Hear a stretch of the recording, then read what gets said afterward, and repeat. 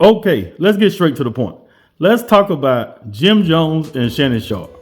So Jim Jones has been going viral, and he's been in the hot seat these last couple of days because he appeared on Fat Joe and Jada Kids podcast called Joe and Jada.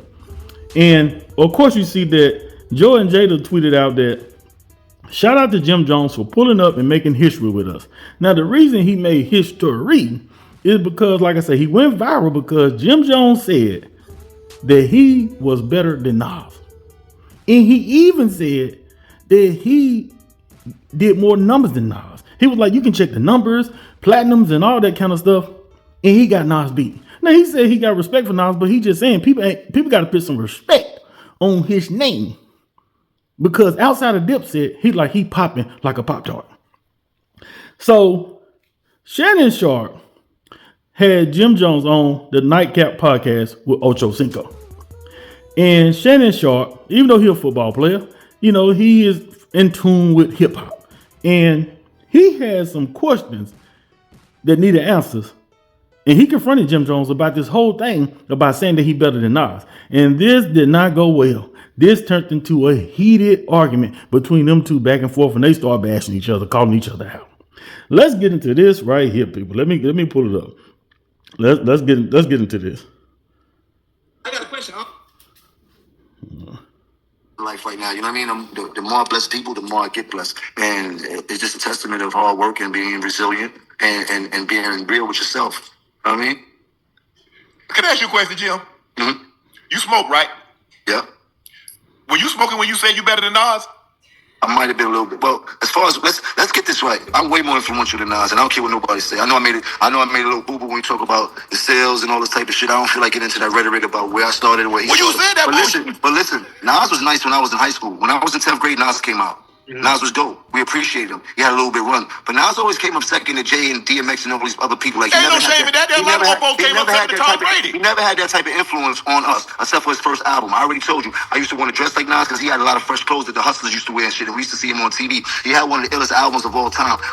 And then in high school when he had the barbecue and shit like that. So I'm a real fan of Nas, but he kind of lost me after the movie Belly and shit like that. Like, I don't. Man, go ahead on with that, Jim. I'm trying to tell you. I'm being honest. You ask me? I'm being a fan. I'm telling you the movie Belly was fire, but after that he kind of lost me. I think we was way too much into the game. Remember how this goes. You ever heard of a Kofi list? Yeah.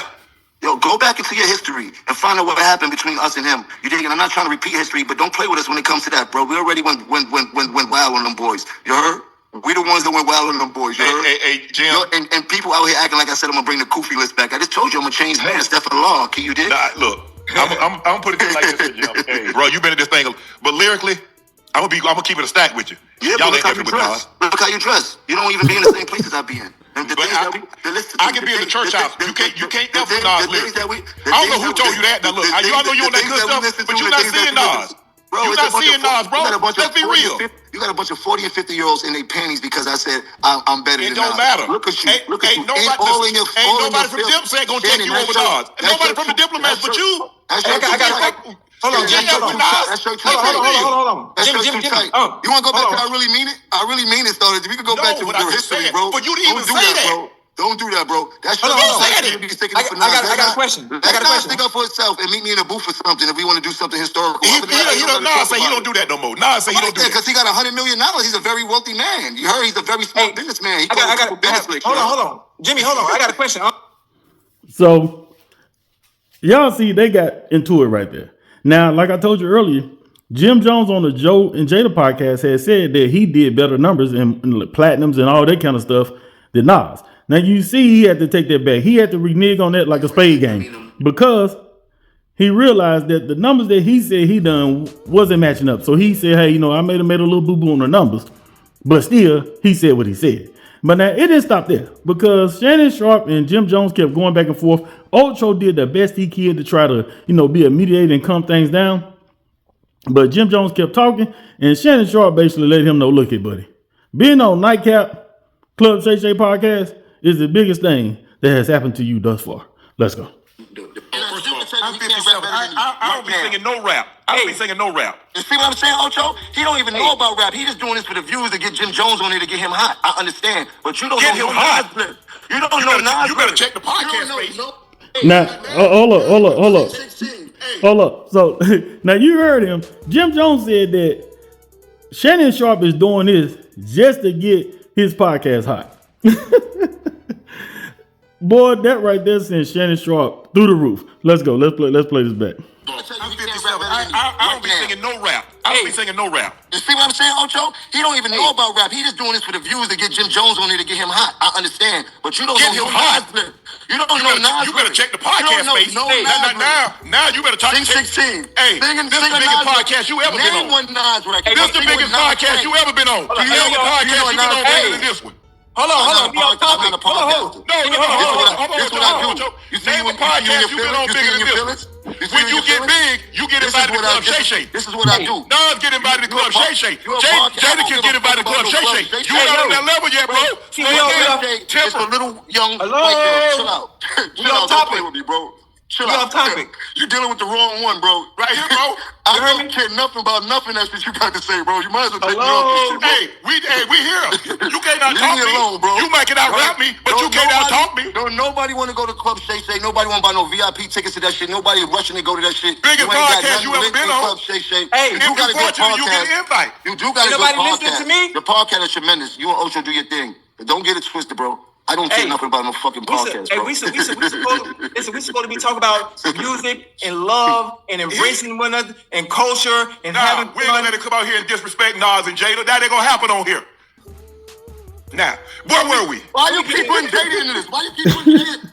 So, as you see, Shannon Sharpe told him plain and simple, look at buddy, you might can beat me rapping, but what you're not going to beat me on is the numbers I'm doing on this podcast. Now, I mean, you ain't got to like Shannon Sharpe. You know he got things going on, but Shannon Sharpe is doing his thing, his 1-2 step in this podcast game. Even with the allegations and stuff that was going on, because he is the sole proprietor of his podcast, it didn't really affect him. He's still doing his numbers. Now, Jim Jones, let's break this down just a little bit. Now, Nas and Jim Jones shouldn't be in the same comparison because they're totally two different rappers. Nas lyrically is one of the best. I've been to a Nas concert, and Nas is one of them people that perform. He don't have the background vocals playing. He have live instruments, and sometimes he don't, but he still perform his lyrics verbatim, word for word.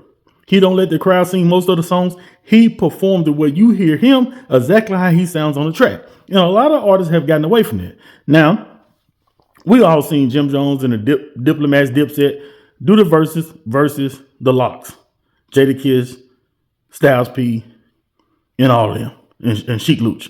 And you can tell that the performance was different. Jadakiss and the Locks was better prepared. They was performing their lyrics. The Dipset basically had the music playing in the background, which a lot of rappers do these days, and they just let it play. They be lip singing like Milli Vanilli. Blame it on the rain. So Jim Jones do have some songs, and of course we know Bowling is one of his biggest songs that he had. Of course, now Jim Jones is more in tune, maybe with the streets and more with the radio. Let's be honest. You're not going to the club and people are playing Nas records. They're not playing One Mic. They're not playing Illmatic. They're not playing his songs in the clubs. Let's just be honest about that. Facts is facts. But you will go in the club and they play a Dipset song. They play Ballin' by Jim Jones. You're going to do your rock and your two-step to it. Let's not act like Jim Jones ain't got the club moving, and stuff like that when you out. You out at brunch eating your pancakes, your waffles with hot syrup and some buttermilk biscuits and some over easy eggs. You don't want to hear One Mic. You don't want to hear Nas.